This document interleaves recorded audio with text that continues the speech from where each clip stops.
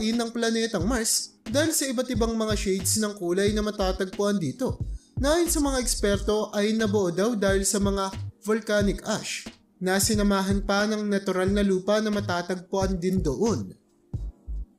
Number 3. Portal papuntang ibang dimensyon? Talaga namang hindi na nakapagtataka kung iisipin ng marami sa atin kapag nabisita ang lugar na ito na pwede itong pasukin para makapunta ka sa ibang dimensyon.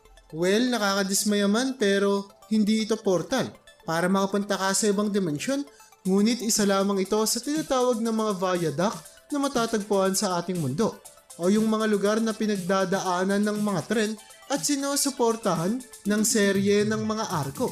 Kaya naman kung tama ang anggulo mo ng pagtingin dito, ay para talaga itong isang makapangyarihang portal. Number 2. Mahiwagang abandonadong lugar.